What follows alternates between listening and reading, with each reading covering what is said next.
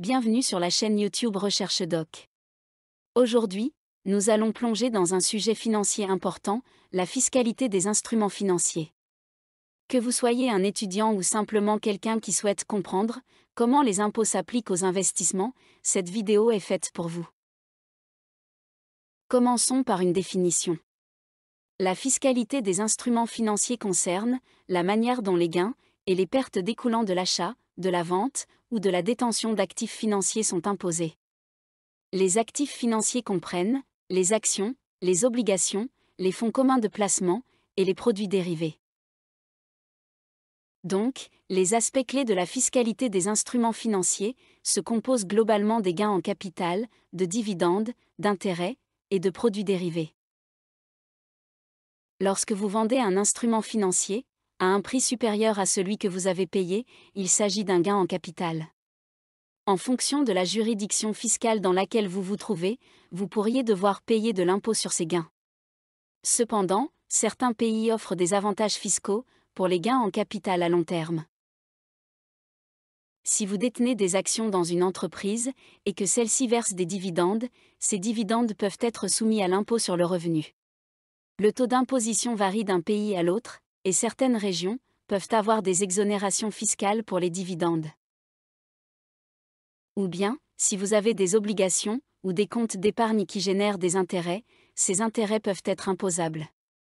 Cependant, il existe également des comptes d'épargne exonérés d'impôts dans de nombreuses juridictions. Les produits dérivés, tels que les contrats à terme et les options, peuvent avoir des règles fiscales complexes. Les gains et les pertes liés à ces instruments peuvent être imposés différemment des investissements traditionnels. Imaginez que vous ayez acheté des actions de la société XYZ il y a 5 ans, au prix de $50 par action. Aujourd'hui, vous décidez de vendre ces actions à $75 par action. La différence de $25 par action représente un gain en capital. Dans de nombreuses juridictions, vous devrez payer de l'impôt sur ce gain en capital, mais le taux d'imposition peut varier en fonction de la durée de détention de l'actif.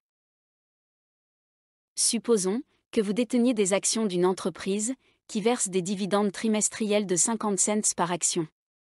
Si vous avez 1000 actions, vous recevrez $500 en dividendes chaque trimestre. Ces dividendes seront généralement soumis à l'impôt sur le revenu à un taux spécifique. Par exemple, vous avez un compte d'épargne qui génère des intérêts de $1000 par an. Ces intérêts seront inclus dans votre revenu imposable et vous devrez payer l'impôt sur cette somme, conformément aux règles fiscales de votre juridiction. Dernier exemple, vous achetez un contrat à terme sur l'or, à un prix de 1800 € l'once. Quand le contrat arrive à échéance, et que le prix de l'or est de 1900 € l'once, vous réalisez un gain. Cependant, les gains des contrats à terme peuvent être imposés différemment des gains en capital traditionnels, en fonction des règles fiscales.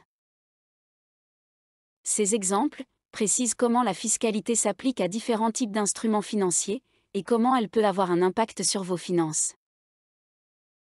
La fiscalité des instruments financiers peut être un défi, mais il est essentiel de comprendre comment elle fonctionne pour gérer efficacement vos investissements. J'espère que cette vidéo a contribué à clarifier certains aspects de la fiscalité des instruments financiers. N'oubliez pas de la partager, si elle vous a été utile, avec d'autres personnes intéressées par la finance et les investissements, et de vous abonner à notre chaîne pour plus d'informations financières. Merci de nous avoir rejoints aujourd'hui, et à la prochaine.